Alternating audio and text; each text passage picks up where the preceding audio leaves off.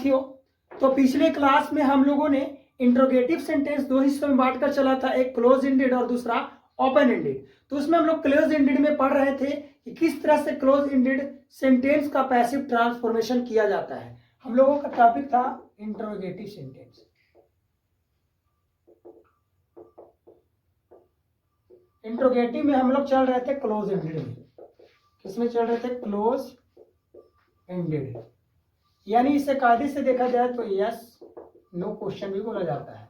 ठीक है, तो इसमें हम लोगों ने स्ट्रक्चर चला था प्रेजेंट या पास्ट कंटिन्यूअस की। आज हमारी जो स्ट्रक्चर होगी प्रेजेंट या पास्ट परफेक्ट, यानी कि प्रेजेंट या पास्ट परफेक्ट के सेंटेंस को किस तरह से हम लोग है ना पैसिव ट्रांसफॉर्मेशन करेंगे। देखिए, सबसे पहले तो इसका एक्टिव स्ट्रक्चर हो जाएगा, प्रेजेंट का रहेगा तो हैज या हैव लगेगा, अगर पास्ट का है तो आपका हैड लगा हुआ रहेगा। हम बता ही दिए कि क्लोज एंडेड सेंटेंस हमेशा हेल्पिंग वर्ब से स्टार्ट होगी, चाहे वो हेल्पिंग वर्ब डीज हो, डू हो, डज हो, इज हो, एम हो, आर हो, बाज हो, बैर हो, या हैज हो, हैव हो, हैड हो, इसी से स्टार्ट होगी। तो आप समझ जाइएगा हेल्पिंग वर्ब से स्टार्ट होगा तो क्लोज एंडेड सेंटेंस है। उसके बाद आपका सब्जेक्ट रहेगा, उसके बाद मेन वर्ब के तीसरा रूप रहेगा, उसके बाद आपका ऑब्जेक्ट रहेगा, उसके बाद क्वेश्चन मार्क रहेगा। इस पर डिपेंडेंट कोई एक्टिव सेंटेंस दिया हुआ रहेगा, तो इसको हम लोग पैसिव ट्रांसफॉर्मेशन कैसे करेंगे जरा सही से देखिए। पैसिव ट्रांसफॉर्मेशन करते समय हम लोग ध्यान रखेंगे कि हैज या हैव या हैड इसी का प्रयोग करेंगे, है ना, इसी चीज का प्रयोग होगा अकॉर्डिंग टू सब्जेक्ट। ये सब ऑब्जेक्ट सब्जेक्ट बन के आएगा। इस ऑब्जेक्ट लिखे ये सब्जेक्ट के अनुसार हम लोग हैज हैव या हैड का प्रयोग करेंगे। अगर ये आपका सिंगुलर है तो हैज लगेगा, ये आपका प्लूरल है तो हैव लगेगा, और अगर हैड में लिखा हुआ है तो चाहे सब्जेक्ट सिंगुलर रहे या प्लूरल रहे, सभी के साथ आपका हैड का प्रयोग करना है। उसके बाद आपका बीन लग जाएगा। क्यों बीन लग जाएगा? क्योंकि आपको मैंने बताया था परफेक्ट का कोई भी सेंटेंस रहता है तो उसमें बीन पार्टिसिपल जुड़ जाता है। उसके बाद आपका मेन वर्ब का तीसरा रूप लिखा हुआ रहता है, उसी को उतार देना है जो कहते हो। उसके बाद बाय, उसके बाद आपका एजेंट, उसके बाद क्वेश्चन मार्क। चाहे तो बाय प्लस एजेंट को छोड़ भी सकते हैं, आप बच भी सकते हैं उसको लिख करके। चलिए इसका एक एग्जांपल देता हूं मैं। जैसे मैं लिख दूं have you seen the Taj Mahal. मैं एक सेंटेंस आपके सामने लिखा कि have you seen the Taj Mahal. अब देखिए ये क्वेश्चन है एक्टिव में और इसे पैसिव में ट्रांसफॉर्मेशन करना है। आप हैव को आगे देखते ही समझ गए होंगे कि ये क्लोज एंडेड का सेंटेंस है, क्योंकि हेल्पिंग वर्ब से स्टार्ट है, और जब क्लोज एंडेड का है तो इसका पैसिव ट्रांसफॉर्मेशन हम लोग हैज हैव से ही करेंगे। अब ताजमहल ऑब्जेक्ट है और ये सब्जेक्ट बन के आगे जाएगा, तो ताजमहल आपका सिंगुलर है, और जब सिंगुलर है तो इसके मुताबिक हम लोग हैव नहीं हैज लगाएंगे। ये जो हैव लिखा हुआ है इसके मुताबिक लिखा हुआ है, ठीक है ना, ये हैव यू के मुताबिक लिखा हुआ है। अगर जो पैसिव में ट्रांसफॉर्मेशन कर रहे हैं तो ताजमहल आगे आएगा, और ताजमहल आगे आएगा तो ताजमहल के मुताबिक हम लोग हैज लगाएंगे, हैज द ताजमहल। उसके बाद देखिए स्ट्रक्चर में यहां तक हो गया हमारा, यहां तक ऑब्जेक्ट तक। उसके बाद बीन लगाना है तो बीन लगा देंगे। उसके बाद V3, तो V3 तो लिखा हुआ ही है सीन, तो सीन का सीन ही लिख देंगे। उसके बाद बाय, उसके बाद यू का ऑब्जेक्टिव किस क्या होता है? यू। उसके बाद क्वेश्चन मार्क। क्लियर है? इजीली आप लिख सकते हैं has the Taj Mahal been seen bye you, है ना। एक एग्जांपल और देखिए, एग्जांपल नंबर 2 मैं लिख दूंगा हैज ही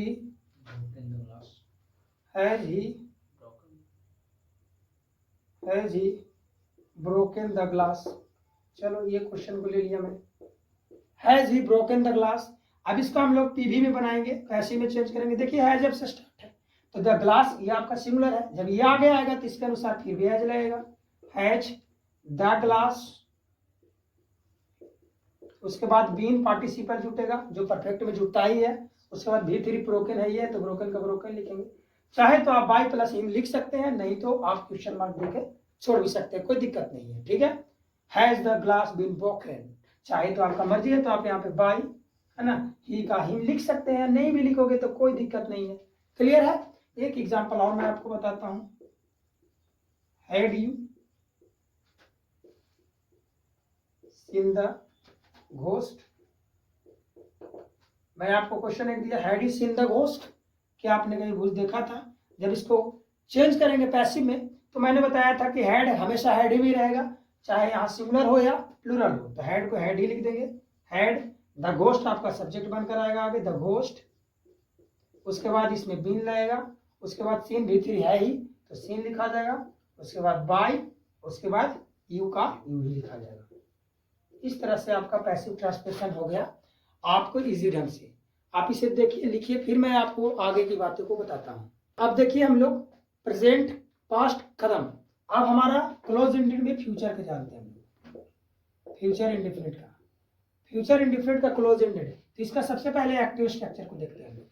एक्टिव स्ट्रक्चर होगा आपका सेल या विल से स्टार्ट रहेगा, उसके बाद आपका सब्जेक्ट लिखाएगा, उसके बाद आपका V1 लिखाएगा, उसके बाद ऑब्जेक्ट लिखा हुआ रहेगा और क्वेश्चन मार्क। इस स्ट्रक्चर पर डिपेंडेड अगर कोई एक्टिव स्ट्रक्चर है, एक्टिव सेंटेंस है, तो उसको हम लोग पैसिव में कैसे ट्रांसफॉर्मेशन करेंगे देखिए। तो सबसे पहले सेल या बिल का ही प्रयोग करेंगे। ये सेल या बिल जो लगेगा वो ऑब्जेक्ट जब सब्जेक्ट बन के आएगा, इसी सब्जेक्ट बन के जो ऑब्जेक्ट आया इसी के अनुसार बिल और इसी के अनुसार सेल का प्रयोग किया जाएगा। बात समझ लीजिएगा, ये बिल या सेल का जो प्रयोग करेंगे हम लोग, ये ऑब्जेक्ट जब सब्जेक्ट बन के आगे आएगा तो इसके अनुसार प्रयोग करना है आपको, ठीक है। उसके बाद आपको एक पार्टिसिपल बी का यूज करना है, और आपको पता ही है कि V1 को हम लोग पैसिव वॉइस में हमेशा V3 में चेंज करेंगे, उसके बाद बाय, और उसके बाद क्या हो जाएगा एजेंट, सब्जेक्ट ऑब्जेक्ट बन के जाएगा तो एजेंट कहलाएगा, प्लस क्वेश्चन मार्क। क्लियर है। जैसे मैं एक एग्जांपल आपको दे दूं, देखिएगा मैं एक देता हूं, आई सेल बाय ए कार। अब देखिए जरा सा, ये जो सेंटेंस है ये असर्टिव सेंटेंस है, ये असर्टिव सेंटेंस है। इसी सेंटेंस को अरेंज रीअरेंज करके हम लोग क्या करते हैं कि सेल को आपका आगे लिख देते हैं और आई को बाद में लिख देते हैं। जब सेल आगे और आई बाद में आ गया तो जब हेल्पिंग वर्ब से स्टार्ट हो गया तो तुरंत हम इसको कहेंगे कि ये क्लोज एंडेड सेंटेंस है। अब जब इसको हम लोग बनाने लगेंगे पैसिव, और जब पैसिव बनाने लगेंगे तो सेल या बिल का ही प्रयोग होगा, लेकिन अकॉर्डिंग टू आपका ऑब्जेक्ट के अनुसार, यानी सब्जेक्ट बन के आएगा। तो बताइए आकार यहाँ आगे लीजिए, अब आकार सिंगुलर है, और जब सिंगुलर है तो सिंगुलर के साथ आपको पता ही है, हमको पता है कि आई और बी के साथ सिर्फ लगता है सेल, अदर सब्जेक्ट के साथ बिल, तो अदर सब्जेक्ट आपका आकार है तो इसके साथ हम लोग बिल लगाएंगे, आई और बी के साथ सेल, बाकी अदर सब्जेक्ट के साथ bill, other subject bill, bill आकार। उसके बाद आपका देखिए ऑब्जेक्ट के बाद बी लगाना है, बी, उसके बाद V3, तो बाई का V3 क्या होता है बाउट, उसके बाद बाई, उसके बाद एजेंट, एजेंट क्या है आई, आई का क्या लिखा जाएगा ऑब्जेक्टिव केस मी। इस तरह से बन गया will a car be bought by me easily. एक एग्जांपल चलिए और लेते हैं, मैं लिख दूं will you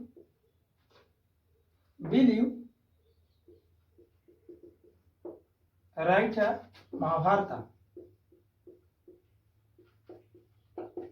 bill you write Mahabharata. अब इसे चेंज कीजिए पैसिव में, तो पैसिव में चेंज करेंगे तो बिल लिखा हुआ तो बिल सेल या बिल में ही लिखाएगा, लेकिन अकॉर्डिंग टू ऑब्जेक्ट, ऑब्जेक्ट जब सब्जेक्ट बन के आएगा तो ये देखिए सिमिलर है, और सिमिलर है तो फिर इसके साथ हम लोग बिल ही लगेगा, बिल महाभारत, उसके बाद पार्टिसिपल बी लगेगा, उसके बाद V3 जो V1 है इसको V3 में चेंज कर देंगे तो रिटेन हो जाएगा। चाहे तो इतना ही आप लिख सकते हो, बिल महाभारत भी रिटेन, और नहीं तो आप बाई प्लस एजेंट यू का यू ही लिख सकते हैं। इस तरह से आपका है ना फ्यूचर जैसे कि इंडेफिनिट खत्म हुआ। चलिए यहाँ तक चीजों को देखिए और लिखिए। अब हम लोग आगे बढ़ते हैं और हम लोग आगे पहुंचते हैं फ्यूचर परफेक्ट का। आपको पता है कि फ्यूचर कंटिन्यूअस का पैसिव वॉइस नहीं बनाया जाता है। जिनको भी पता नहीं है वो अभी तक ये वीडियो को नहीं देखे प्रीवियस वीडियो को, तो आप प्लेलिस्ट से जाकर प्रीवियस वीडियो को पहले देख लीजिए। तो फ्यूचर परफेक्ट, इसका हम लोग ए बी की अगर बात करें एक्टिव वॉइस के, तो इसका हो जाएगा बिल या shall plus subject plus have plus V3 plus object plus question mark. ये सेंटेंस एक्टिव का है, ठीक है। अब इसका हम लोग जब पैसिव ट्रांसफॉर्मेशन करने लगेंगे, पैसिव ट्रांसफॉर्मेशन करेंगे तो बिल या सेल का ही प्रयोग होगा, उसके बाद आपका ऑब्जेक्ट जैसे कि सब्जेक्ट बन के आएगा, उसके बाद आपका हैव का प्रयोग होगा, उसके बाद आपका बीन का प्रयोग होगा, उसके बाद V3 को V3 में रखेंगे, उसके बाद बाई और प्लस सब्जेक्ट जैसे कि ऑब्जेक्ट बन के जाएगा तो क्या कहलाएगा एजेंट प्लस क्वेश्चन मार्क। ये आपका स्ट्रक्चर बना। इसे लिखिए, मैं थोड़ा सा कुछ टेक्निकल इश्यू के चलते रुक रहा हूँ। हाँ जी देखिए, तो ये आपका स्ट्रक्चर है। इस पर एक एग्जांपल को देखिए, हम लोग देखते हैं, आपको समझ में आ रहा होगा। बिल या सेल जो कहते हैं लिखें, अभी प्रयोग होगा अकॉर्डिंग टू इस सब्जेक्ट के अनुसार, यानी ऑब्जेक्ट जो सब्जेक्ट बन के आया यहाँ से इसके अनुसार विल या शैल रहेगा। अगर आई या बी है तो शैल रहेगा, अदर सब्जेक्ट के साथ विल रहेगा। उसके बाद हैव लिखा हुआ था तो हैव लिख दिए। और हम लोग इसमें परफेक्ट में हमको पता ही है कि बिन का प्रयोग किया जाता, तो बिन का किया, P3 बाय प्लस एजेंट। चलिए अब इसके एग्जाम्पल के माध्यम से देखते हैं। मैं लिख देता हूं will he have bought a new car. Will he have bought a new car. अभी ये क्वेश्चन है, इसको पैसिव ट्रांसफॉर्मेशन करना है, तो विल या शैल से स्टार्ट है तो विल या शैल से ही देंगे, डिपेंड करता है ऑब्जेक्ट पर। और जब ये ऑब्जेक्ट सब्जेक्ट बन के आएगा, ऑब्जेक्ट सब्जेक्ट बन के आएगा तो ये सिंगुलर है। अदर सब्जेक्ट के अंतर्गत आता है, आई और बी के साथ लगेगा शैल, अदर सब्जेक्ट है तो विल ही लगेगा। तो लिखेंगे विल अ न्यू कार, है ना। उसके बाद देखिए हैव, उसके बाद बीन, उसके बाद आपका V3, तो V3 तो लिखा हुआ है तो लिख देंगे बाउट बाय, बाय के बाद क्या आ जाएगा, ही का हिम प्लस क्वेश्चन मार्क। इस तरह से आपका ये बन गया will a new car have been bought by him. एक क्वेश्चन और मैं आपको लेता हूं, shall we have played football. और जब इसको हम लोग ऐसे में ट्रांसफॉर्मेशन करेंगे तो क्या लिखाएगा, शैल था तो ये बी के अनुसार लगाया हुआ था, हम लोग शैल बिल में ही देंगे, लेकिन अकॉर्डिंग टू ऑब्जेक्ट, ऑब्जेक्ट ये अदर सब्जेक्ट के अंतर्गत आता है तो हम लोग यहाँ पे बिल लिखेंगे, बिल फुटबॉल। उसके बाद हैव, उसके बाद बीन, उसके बाद V3 तो लिखा हुआ है प्लेड बाय, बी का अस, ये बी सब्जेक्ट था, ऑब्जेक्ट बन के गया यहाँ पे, अस लिखा गया। इस तरह से मेरा बन गया will football have been played by us. तो फ्रेंड्स इस तरह से इजिली हम लोग एक्टिव टू पैसिव में ट्रांसफॉर्मेशन, है ना, क्लोज एंडेड सेंटेंस का कर सकते हैं। अगर ये वीडियो आपको पसंद आई होगी तो लाइक शेयर कमेंट्स जरूर कीजिएगा और शेयर दबा के कीजिए। Thank you for watching this video. फिर मिलेंगे आपको आप अगले वीडियो में।